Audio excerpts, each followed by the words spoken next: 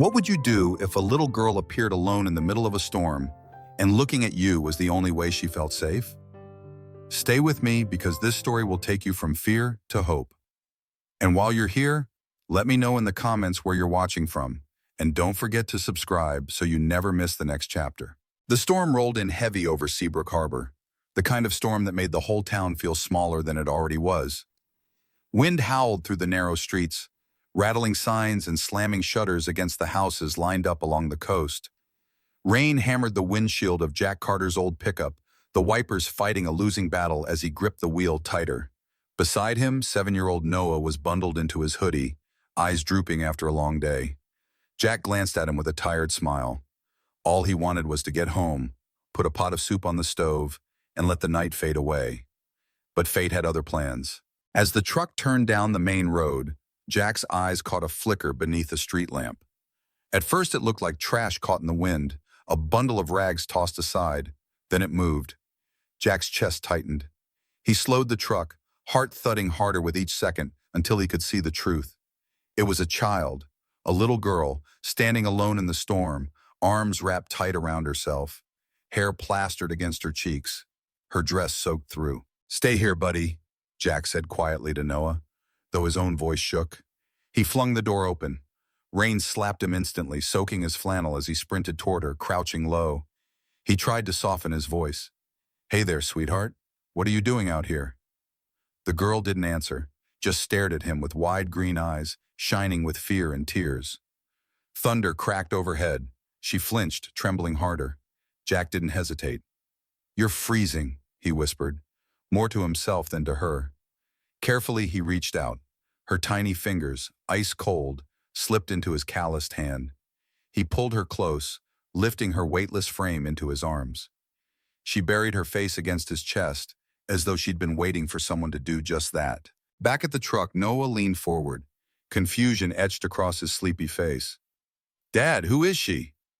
Jack's answer was steady but heavy. "I don't know yet, but she's safe now." He set the little girl gently on the seat, turned up the heater, and wrapped her in an old sweatshirt that swallowed her small body whole. She clutched it like it was the only thing keeping her here.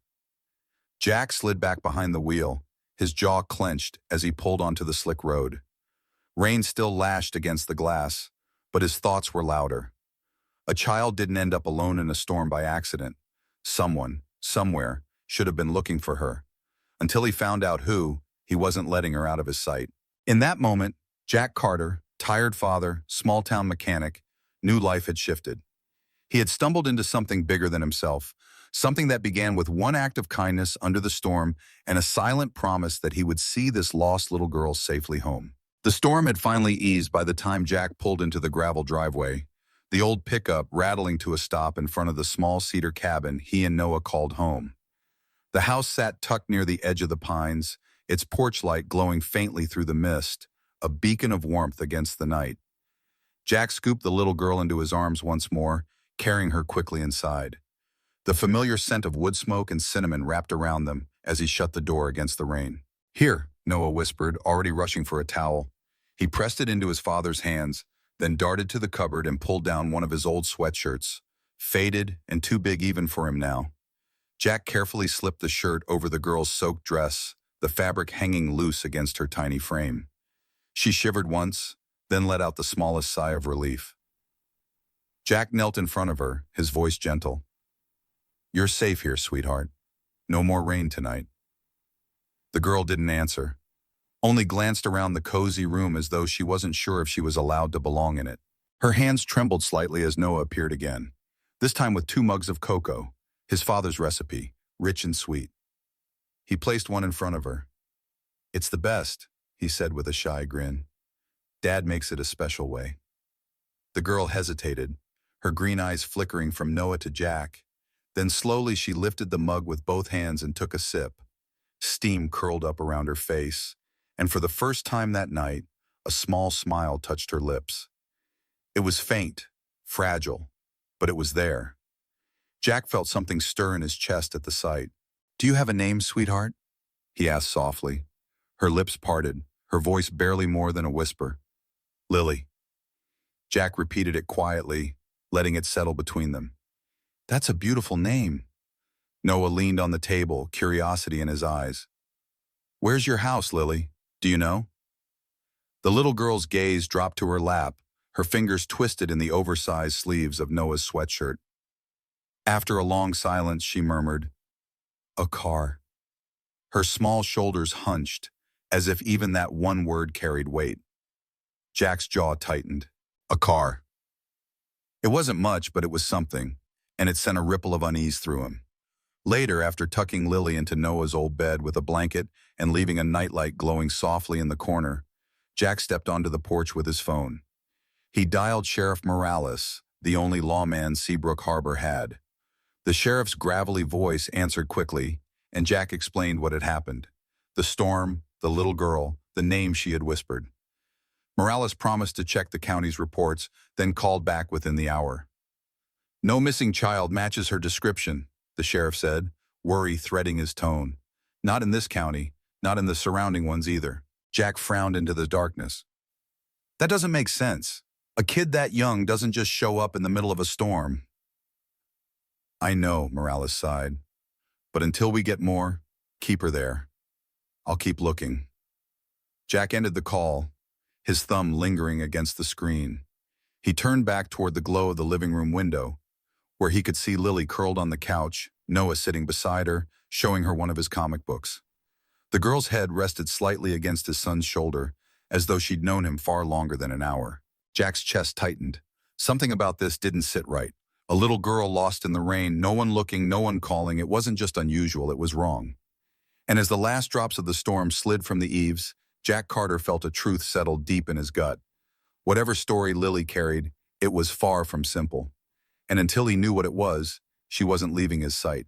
Morning light spilled harsh and cold through the tall windows of St. Mary's Medical Center, miles away from the quiet harbor town. The steady beep of machines filled the room, a rhythm that pulled Victoria Hale back from the darkness she'd been drowning in. Her eyelids fluttered open, the ceiling swimming above her, white and sterile, the scent of antiseptic sharp in her nose. Pain shot through her ribs when she tried to move, forcing a low gasp past her lips. For a moment, she couldn't place herself. Then, in a rush, the memories began to tug at the edges of her mind. The road, the rain, the screech of tires, and then nothing. "Victoria!" A calm, measured voice broke through her fog. She turned her head slowly, wincing, to see Martin Greer standing near the window, the family's longtime lawyer and her father's most trusted confidant. His gray suit was pressed sharply, his expression unreadable. Relief might have been the right response, but unease stirred instead. "You're awake," Martin said, his tone steady, almost too steady. "You've been out for days. The doctors say you suffered a concussion. You'll recover, but you need rest." Her throat felt raw as she forced the words out. "Lily? Where's Lily?" Martin's eyes flickered just for a second, almost too quick to catch. Then he smoothed his expression, stepping closer to the bed. "She's safe," he assured softly. "With her nanny. You don't need to worry." But Victoria's heart pounded harder. Not easier. She pressed a hand to her temple, forcing her fragmented memories into focus. The storm had been fierce. She remembered gripping the wheel, remembering Lily's laughter from the back seat as she tried to calm her daughter with a silly song. Then the blinding flash of headlights, the crash, metal twisting, a cry. Her breath hitched. Lily had been with her. "She wasn't with the nanny," Victoria whispered, the words breaking against her lips. "She was in the car." Martin's jaw tightened almost imperceptibly. "Victoria, concussions can distort memory. You shouldn't put yourself through unnecessary stress. The important thing is you're safe." Safe. The words scraped at her chest like glass. She could still feel the weight of Lily's small hand clutching hers, could still hear that frightened gasp right before the world went black. No injury could erase that. Her pulse quickened. The room seemed to tilt as dread clawed its way up her throat. "You're lying," she breathed, her voice sharper now, despite the weakness in her body. Martin didn't flinch, but his silence was louder than any denial. Victoria pushed herself upright, ignoring the pain slicing through her ribs. Every instinct in her screamed that something had gone terribly wrong, and the one person she trusted to tell her the truth was feeding her a script meant to calm, to control, to keep her in the dark. Her green eyes narrowed, fire sparking through the haze. Where is my daughter? For the first time, Martin's composure cracked, just a flicker, but it was enough. And as the beeping of the monitors kept time with the hammering of her heart, Victoria Hale understood the most terrifying truth of all. Lily wasn't safe. She wasn't with her nanny. She was gone. And someone, maybe even her own family, had made sure of it. While rain-washed streets of Seabrook Harbor lay quiet that morning, a mother's panic was rising miles away, sharp as the storm that had nearly taken her life. The silence in the hospital room pressed down heavier than the bandages on Victoria's ribs. Martin's polished words echoed in her mind, but they no longer had weight.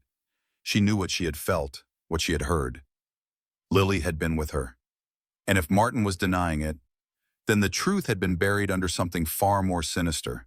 Her father's shadow had always loomed large, even in her strongest moments. Richard Hale built an empire with an iron hand, controlling everything and everyone in his orbit. He had dictated Victoria's career, her marriage, even her friendships, as if her life were a chessboard, and she no more than a piece to be moved. When she finally broke free, when she chose to raise Lily without his approval, she had known it would not go unanswered. Richard did not lose. He reclaimed. And now it was clear. He wasn't just coming for her anymore. He was coming for Lily. Victoria's breath came sharp, her pulse racing as her fragmented memories sharpened into clarity. The storm, the road, the men waiting in the distance. Her father's men. The accident hadn't been a cruel twist of fate. It had been arranged. Her blood ran cold. They had meant to separate her from Lily, to take her child back into Richard's grip. She swung her legs over the edge of the bed, ignoring the pain that burned through her side. Martin had left, no doubt to report her condition, to keep her locked in place until her father decided her next move for her. But Victoria was done being a pawn. She staggered to the chair where her clothes had been folded, each motion a stab of agony, but the fire in her chest burned hotter than the pain. She had survived the crash. She would not surrender now. By the time the nurse returned, her bed was empty. The only sign she had been there was the faint imprint on the sheets and the steady rhythm of the heart monitor, still beeping as if she had never left. Outside, night had fallen over the city, lights blurring against wet pavement. Victoria slipped into the back of a cab, her coat pulled tight, her voice low as she gave her driver the destination. Not home, not the office, the only clue she had left. Her car's last GPS ping before the signal had gone dead. It led to a small coastal town called Seabrook Harbor.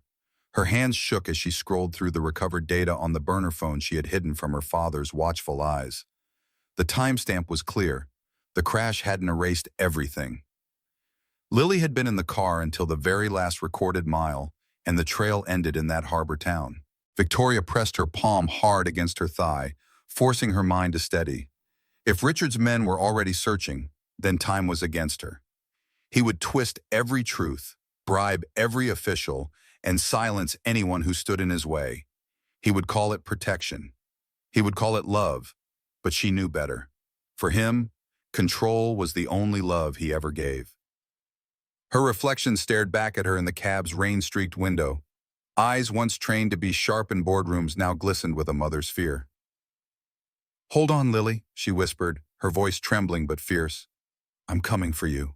And somewhere miles away, in a quiet cabin near the sea, a little girl clutched a borrowed sweatshirt and tried to believe she had finally found safety.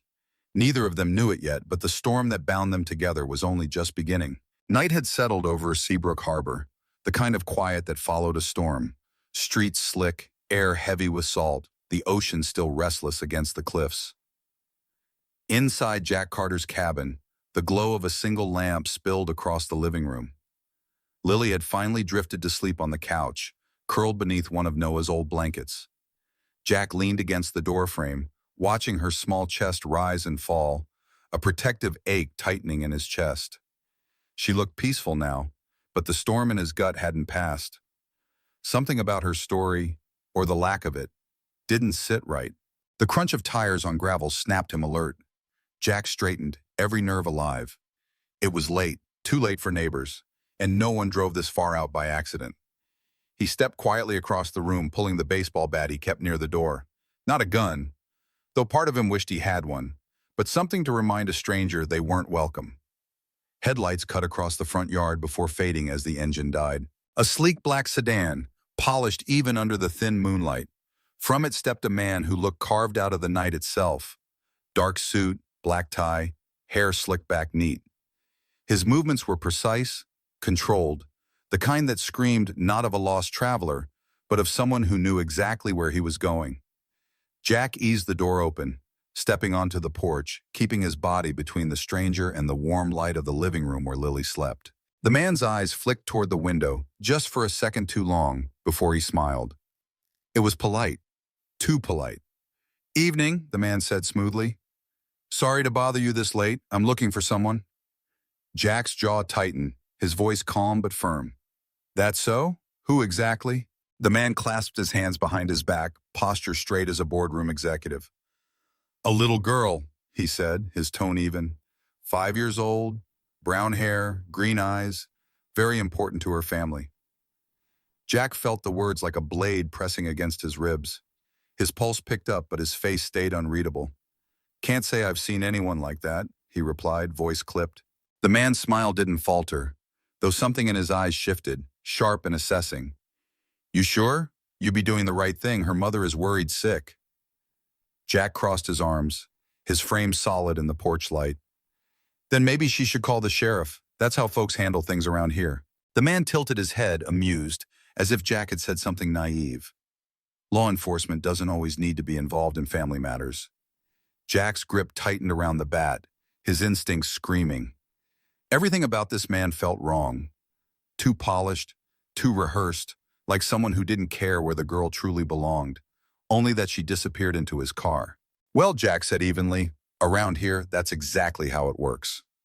Silence stretched between them, broken only by the distant crash of waves. For a heartbeat, Jack thought the man might press harder. Instead, the stranger slipped a card from his pocket and set it carefully on the hood of Jack's truck. No name, no company, just a number printed in stark black ink. "If you see her," he said, voice smooth as oil, "call me. It'll be better for everyone." He turned, slid back into the sedan, and drove off into the dark. Jack stood there until the taillights vanished down the road. Only then did he let out the breath he'd been holding. He picked up the card, stared at the number, and felt the chill spread through him. Whoever that man was, he wasn't looking to save Lily. He was here to erase her. And Jack Carter knew one thing with absolute certainty. They'd come back. And when they did, he would be ready. Morning broke gray and unsettled over Seabrook Harbor, the storm's aftermath still clinging to the streets. Jack had barely slept, the blank card from the stranger resting heavy on the table like a threat he couldn't ignore. He was pouring coffee into a chipped mug when the crunch of tires on gravel reached his ears again. His body tensed instantly. Not another one. He set the mug down, stepped to the door, and gripped the handle. Through the glass, he saw not the sleek black sedan of the night before, but a smaller car, mud splattered from the long road. The driver's door opened, and a woman climbed out, her coat wrinkled, her hair windblown from hours behind the wheel. Her eyes, sharp, storm blue, desperate, locked on the cabin as though it held her last hope. Jack opened the door a fraction, the baseball bat still leaning by the frame, his voice steady. "Can I help you?" The woman's breath caught, her words breaking out fast, raw. "Where is she? Where's my daughter?" Jack froze, his knuckles whitening on the doorframe. He had imagined this moment, but he hadn't expected her. This woman wasn't careless or detached. She looked like someone who had fought her way through fire to get here. Before he could speak, movement behind him broke the tension. "Mommy." The word was soft, fragile.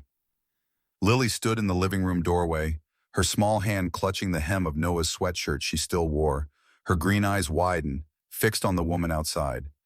Victoria's heart nearly split at the sound. She stepped forward, tears filling her eyes. "Lily," she whispered, her voice trembling.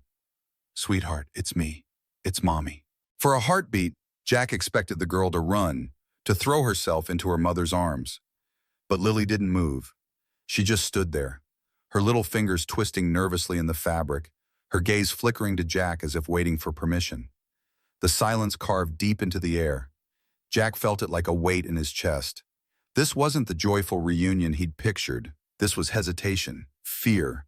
The kind of fear a child carried when home didn't feel safe anymore. Victoria's throat worked, her lips trembling as she tried again. Lily, baby, I've been looking everywhere for you. You're safe now. You can come with me. Still, Lily's feet stayed planted. She bit her lip, her small shoulders tight, and glanced once more at Jack. And in that fleeting glance, Jack understood. She trusted him, a stranger, more than the woman who had given her life. The realization burned. He didn't know Victoria, didn't know what kind of mother she was or what kind of family she came from. But he had seen fear in Lily's eyes, and now he saw it again, shadowing every small hesitation. Jack shifted, his frame blocking the doorway a little more, his voice calm but unyielding. She's been through a lot. She's not ready to just walk out that door. Victoria's heart cracked at his words. She had dreamt of this moment, her daughter running back into her arms, clinging to her with relief. Instead, she stood powerless on the porch, watching Lily's trust belong to someone else. And beneath her grief came a cold, terrible truth. Lily wasn't only afraid of being lost. She was afraid of going back. Tears blurred Victoria's vision as she whispered, more to herself than anyone else, "What have they done to you?" Inside, Jack kept his stance firm, his instincts louder than the woman's pleas. Something about this family, about the shadows reaching for Lily, wasn't right. And until he knew the full truth, he wasn't letting her go. Victoria stood on the porch, her hands trembling, not from the chill of the morning, but from the weight of everything pressing in.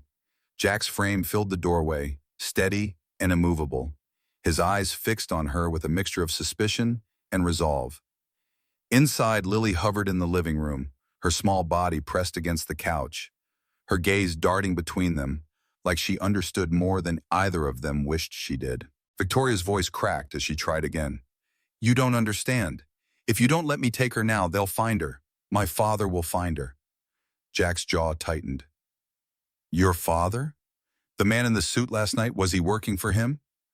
Victoria flinched, confirming what Jack had already suspected. She drew in a shaky breath, fighting to steady her tone. "Richard Hale isn't just my father. He's powerful, ruthless. He sees Lily as his legacy, not his granddaughter. He doesn't care about her laughter, her fear, the way she clings to me at night. To him, she's an heir to mold, to control. And when I tried to take her away, when I finally said no, he sent them after us. That crash wasn't an accident. They wanted to separate us. And if he gets her back, I may never see her free again." Jack studied her, searching for cracks in her story, for signs of manipulation.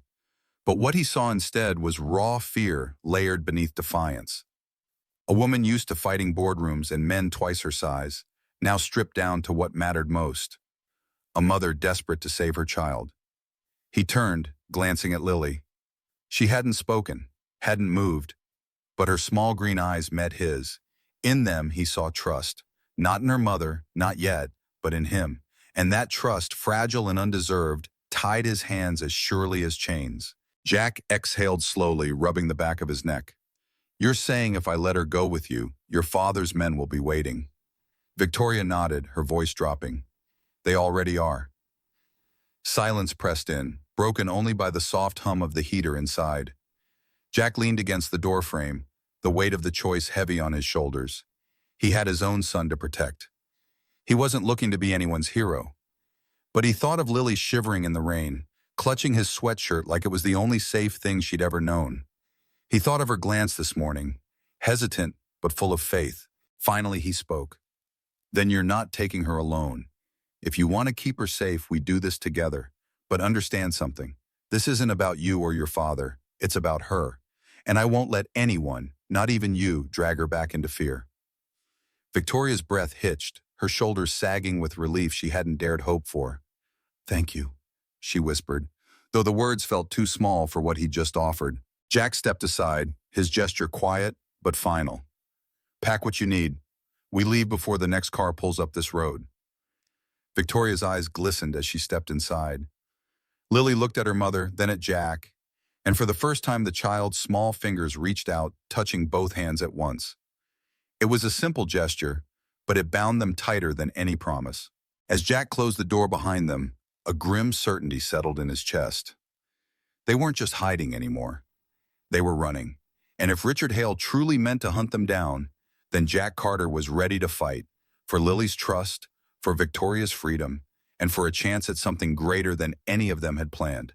The road wound deeper into the forest, gravel spitting beneath the tires as Jack guided the truck along a narrow path. Branches arched overhead, blotting out most of the fading light, the silence broken only by the hum of the engine and Lily's soft breathing from the back seat. Victoria sat rigid in the passenger side, her fingers knotted together, every turn of the road pulling her closer to a place she hadn't seen in years. At last, the cabin came into view, tucked between pines and weathered by time. To anyone else, it looked abandoned. Paint peeling, shutters half-hanging, moss crawling along the roofline. But to Victoria, it was more than wood and stone. It was the one place her father had never touched, her mother's sanctuary.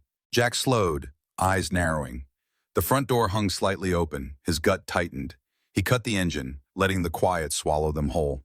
"Stay here," he muttered. But Victoria was already stepping out, her boots crunching against the damp earth. She pushed the door open, calling softly into the shadows. "Mom?" The cabin bore scars of intrusion, cushions gutted, drawers ripped from their frames, papers scattered across the floor. Someone had been here, searching. Jack's hand went instinctively to the small revolver he had stashed beneath his jacket, his voice low, urgent. "They've been through this place." Victoria's heart thudded against her ribs. She turned toward the back hallway, and then, a sound, a faint creak of wood. She froze. From the shadows emerged a figure, silver hair pulled back into a braid, sharp eyes weary but clear. Evelyn Hale stepped into the light. "Mom," Victoria gasped, rushing forward, relief and anguish twisted together in her chest.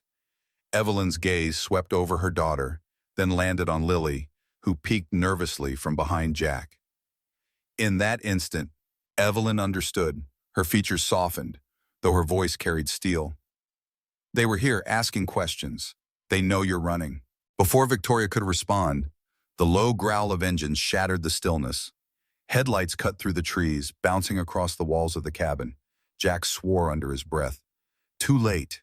Evelyn grabbed her daughter's arms, forcing her to look at her. "Take her. Go out the back. The old Jeep is still there. It runs, barely." "Mom, no! There's no time," Evelyn cut in, her voice fierce. "They won't leave without someone. Better it's me. I can buy you minutes you need." Jack moved fast, scooping Lily into his arms, his eyes already scanning the back door. "She's right. We can't stay." Tears stung Victoria's eyes as Evelyn pressed a set of keys into her hand. "You get her away from him," Evelyn whispered, meaning Richard, without ever saying his name. "You do what I couldn't." A pounding knock rattled the front door, followed by Dalton Pierce's voice, smooth and cold. "Open up. We know she's here."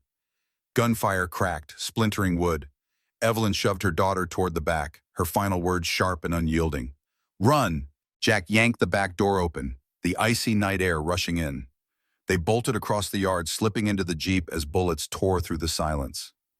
Jack twisted the key. The engine coughed once, then roared to life. Gravel spat as he floored the gas, headlights carving a path into the dark mountain road. Victoria twisted in her seat, her last glimpse of the cabin lit by muzzle flashes, her mother standing tall in the doorway. Evelyn Hale had chosen her battlefield, and in that choice, given them a chance. As the Jeep barreled into the night, Victoria clutched Lily close, her heart breaking even as it hardened.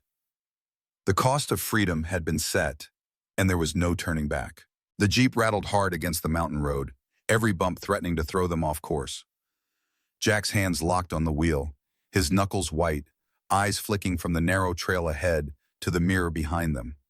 Headlights burned through the darkness, black SUVs closing in, relentless as wolves. Victoria clutched Lily against her chest, whispering soft reassurances even as her own pulse thundered. The child buried her face in her mother's coat, small fingers gripping tight. Jack swore under his breath. "They're not giving up." He yanked the wheel sharply to the right, plunging off the paved road onto a half-finished construction site. The Jeep bounced across gravel and dirt, kicking up clouds that swallowed their pursuers' beams. Steel beams loomed like skeletons in the dark, half-built frames groaned in the wind. Jack maneuvered fast, weaving between machinery and stacks of timber, the tires spitting dust. Behind them, one SUV clipped a pile of pipes, sending metal crashing to the ground with a screech. Another swerved wide, struggling to keep pace. "Hold on," Jack growled, jerking them back onto a service road that curved up the ridge. The mountain loomed ahead, steep and unforgiving. He pressed the accelerator until the engine roared. The SUVs followed, but farther now, their formation broken. Victoria's mind raced as fast as the Jeep's wheels. Running wasn't enough. Her father's reach stretched far beyond these roads. If they disappeared tonight, he'd still send others tomorrow. They needed leverage, and she had it. Her fingers shook as she pulled out the burner phone, the one she had sworn to use only if there was no other choice. She scrolled to the number etched into her memory, pressed call, and lifted it to her ear. The line clicked. "Victoria?" Richard Hale's voice was calm, calculated, as if he had expected this moment all along. "You've caused quite a mess." Her grip tightened. "Call them off now." A soft chuckle slid through the line. "You think you can order me? Those men are bringing my granddaughter home where she belongs. You've lost perspective." Victoria's voice cut sharply through the tremor in her chest. "No, I've gained it. Because if anything happens to Lily, every document I've gathered, every hidden account, every offshore transfer, every bribe and blood-soaked deal will go public. I made sure of it." Silence hummed, heavy and long. For the first time, Richard's voice wavered. "You wouldn't." "Try me," she snapped. "I've spent my life under your thumb, but not her, not Lily. If you want your empire to stay standing, you'll stop this hunt tonight." Jack shot her a quick glance, the corner of his mouth tight with grim approval. He gunned the engine harder, pulling them higher along the ridge as the SUVs began to falter in the rear view. Finally, Richard spoke again, his tone colder, edged with something she'd never heard from him before. Restraint. "Fine, they'll stand down. But don't fool yourself, Victoria. This isn't over."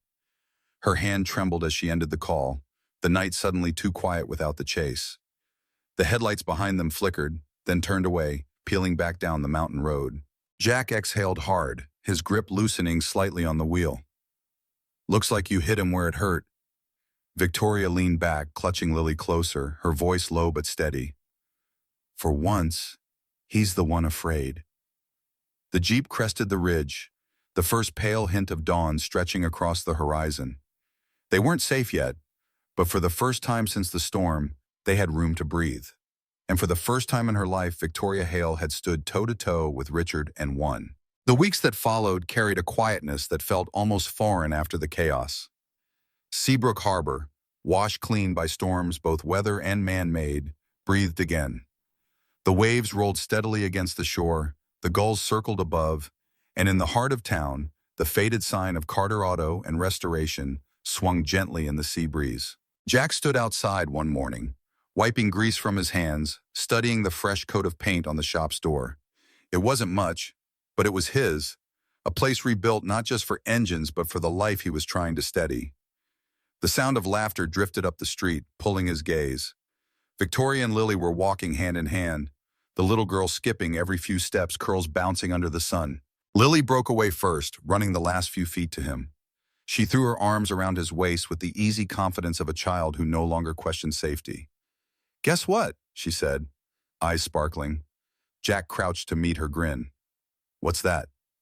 "I start school next week. Real school, with a backpack and everything."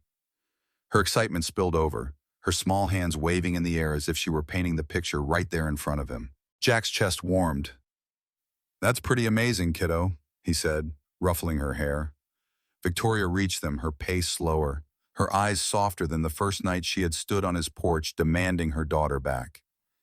There was a gentleness about her now, one that seemed to grow each time she stepped into this small town. "She's been counting the days," she admitted, her voice carrying a mix of pride and wonder. Jack glanced from Lily back to her, something unspoken settling between them. They had walked through fire, through bullets and betrayals, through nights when survival was the only goal. And yet here they were, standing in front of a shop door on a quiet morning, talking about backpacks and classrooms. It felt almost like grace. "Place is looking good," Victoria said, nodding at the shop. "Not bad for a guy who used to just patch up old trucks," Jack replied with a half smile. Her lips curved. "You're still patching up old trucks." "Yeah," he admitted. but now I get paid better for it. The banter was light, but beneath it ran something deeper. Lily tugged on her mother's hand, then Jack's, as if she knew exactly what she was stitching together. The child had found safety between them, trust in both, and in her innocence she had already written the story. The adults were too cautious to name. As the three of them stepped inside the shop, sunlight poured through the wide garage doors, catching on dust motes that danced like sparks of something new. Jack watched Victoria settle into the space, Lily perched on the counter, flipping through a comic book Noah had left behind. For the first time in years, the cabin on the cliffs didn't feel like the only place that could be called home. Victoria met his eyes, holding them longer this time, her smile slow but certain.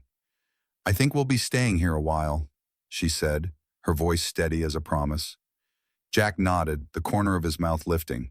"Good," he answered simply.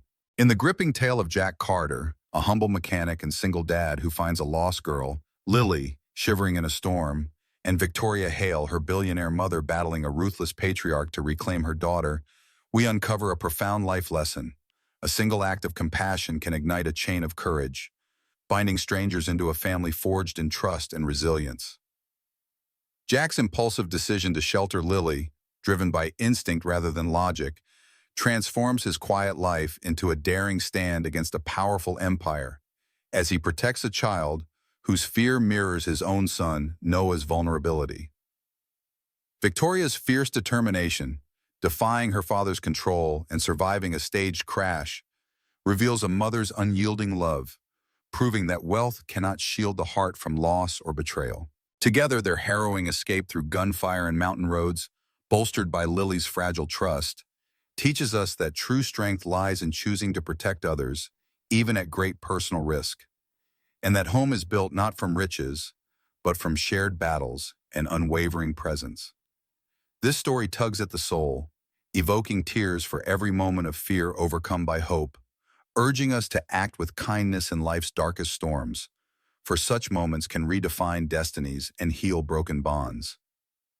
If this narrative stirred your emotions, resonating with your own acts of unexpected bravery or connections that defied odds, share your heartfelt stories in the comments below.